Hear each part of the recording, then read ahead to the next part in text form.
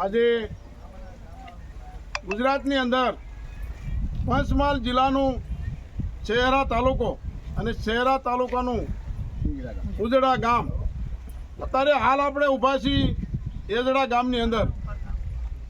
અમને જાણવા મળ્યું કે અહીંયા વર્ષોથી આ ભરવાડવા નેહડું રહેશે, પશુપાલન વ્યવસાય કરીને એમનું પેટનું ગુજરાન ચલાવે છે.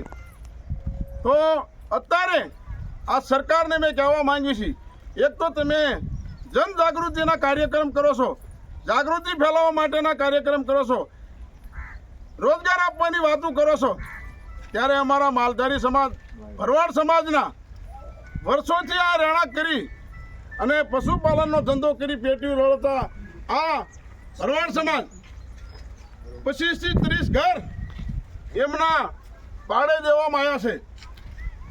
જો હુકમી ચલાવવામાં આવી છે, કોઈ નહીં નોટિસ, કોઈ આ બિનકાયદેસર નથી.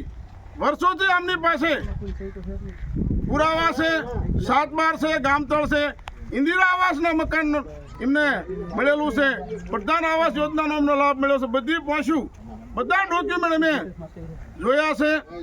ત્યારે સરકારને અમે કહેવા માંગીએ છીએ કે આવો જો હુકમી ક્યાંય હોય નહીં. જો અમારા ભરવાડ સમાજની તમારે એલર્જી હોય તો આખા ભારતની અંદર આવો એક પણ એવો કાયદો કાનૂન નથી કે કોઈ પણ રાતોરાત જઈ અને મકાન પાડી દેવામાં આવે, એને નિરાધાર કરવામાં આવે. આ ભરવાડ અંદર તમે જુઓ, અમે અહીંયા સ્થળ ઉપરની મુલાકાત લીધી ત્યારે અમને ખબર પડી કે આ તંબુ તાણે અને ભર્યા ચોમાસે આ વાવાઝોડાની અંદર ક્ષેત્રે પડ્યા છે. હવે આ વાવાઝોડું થાય તો આ જવાબદારી કોણ? આટલા નેરડું 25 થી 30 ઘર અને ગાયું આ લઈને જાય તો જાય ક્યાં? એટલે સરકારને નમ્ર વિનંતી કરી છે કે આવતા દિવસોની અંદર આ પરિવારને ન્યાય આપવામાં આવે.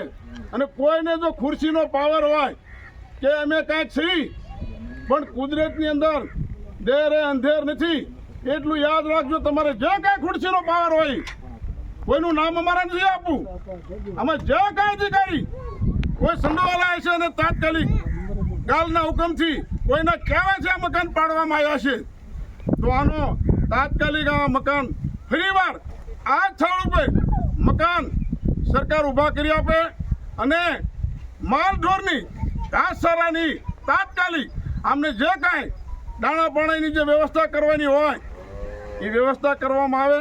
નકર આવતા દિવસોમાં હજી તો અમે કાયદાકીય લડત આપી છે, અમારે કોઈ હિંસા ફેલાવી નથી, અમે કોઈ હિંસામાં માનવાવાળો સમાજ નથી. આ સમાજ આપવાવાળો છે, સહન કરવાવાળો સમાજ છે. પણ સરકારને વિનંતી કરીએ છીએ કે મહેરબાની કરી આ સમાજને, આ પરિવારને તાત્કાલિક ન્યાય મળે એવું કામ કરે. જય હિન્દ, જય ભારત.